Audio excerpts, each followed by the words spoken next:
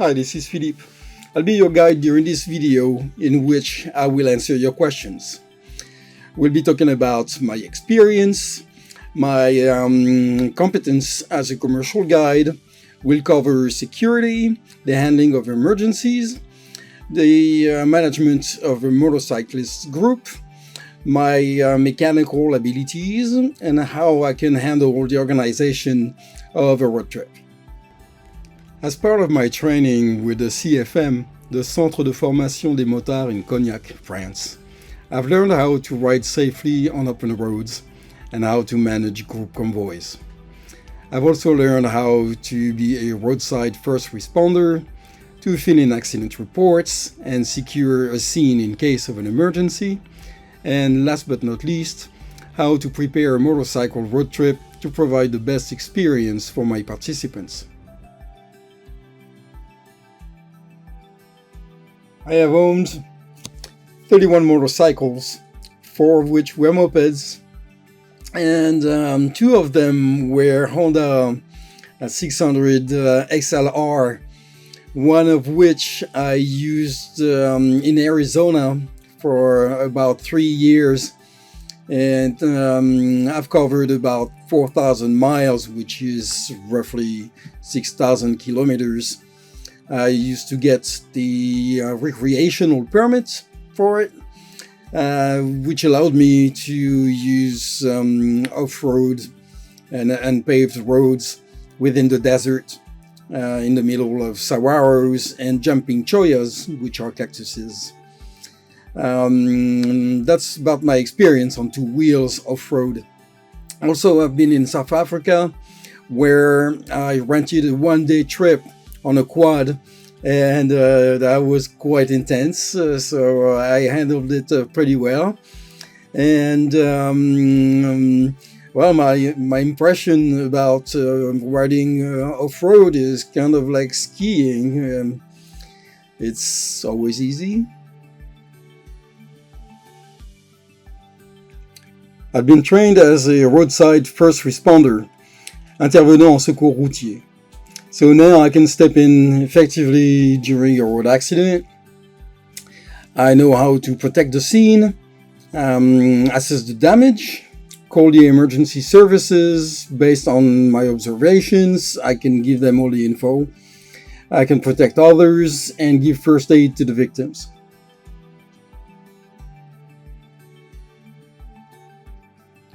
When it comes to my experience as a motorcycle guide, it all started in 2000 when I was leading a group of 10 motorcycles.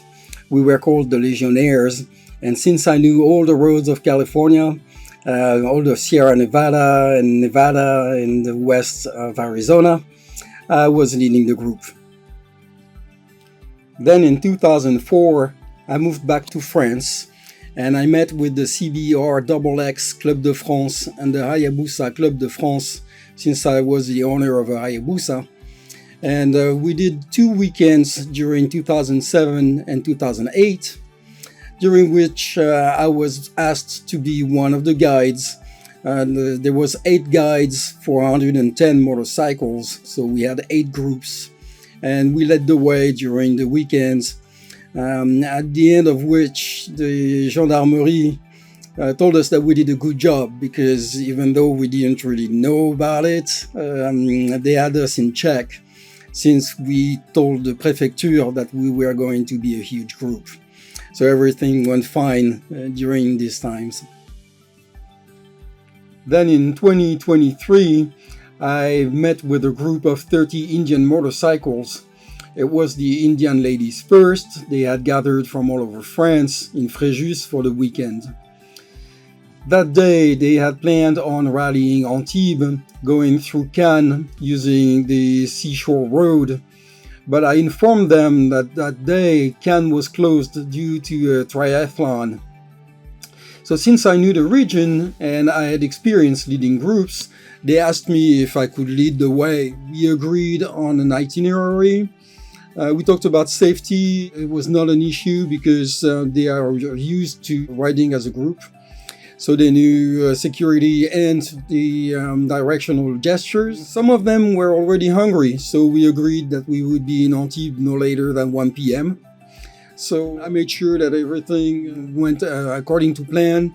We went to the rond-point de Coluche because it's an famous landmark among motorcyclists. On the way, you had a few roundabouts and a few red lights, but the group never got disconnected, and we made it safely to Antibes, and everyone was happy.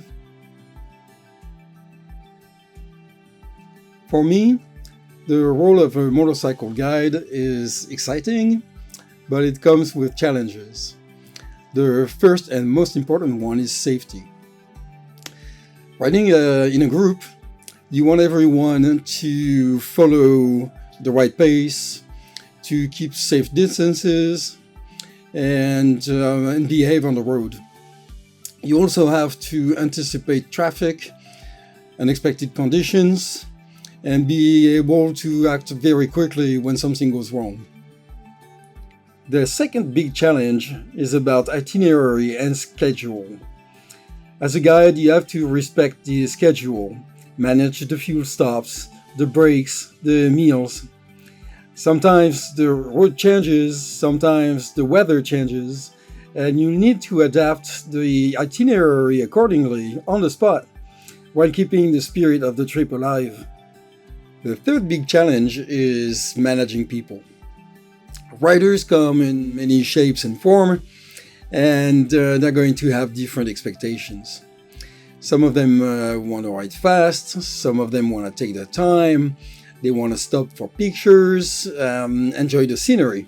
As a guide, you have to keep the group united, keep the atmosphere friendly, and make sure everyone feels included.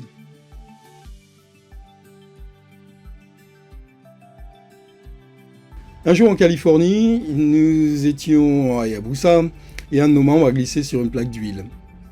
Pas question de rentrer à la maison dans cet état, le carter gauche de sa buse était fêlé. Et nous avions le choix entre appeler une dépanneuse ou opter pour la solution que j'ai proposée, d'acheter de la soudure à froid. Et 2 heures plus tard, nous avions réparé et on était prêt à rentrer à la maison. Alors depuis, je roule toujours avec de quoi réparer du métal fêlé, gonfler un pneu, booster une batterie. J'ai toutes sortes de lames, crayons, carnets, pansements, lingettes, car on ne sait jamais quand une situation délicate peut être sauvée par des objets simples, quand on les a sous la main.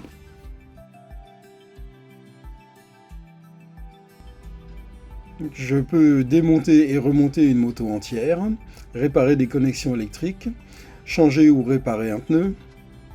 Je n'ai pas de connaissances en électronique, et j'ai roulé 200 km en Himalayan 410.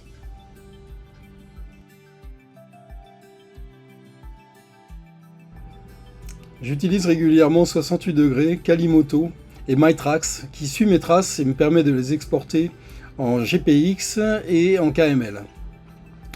Et je les utilise tous pour des raisons différentes. Tous ont leurs qualités et leurs défauts. Et aussi, j'ai essayé Liberty Rider et ça a été une déception sur le iPhone.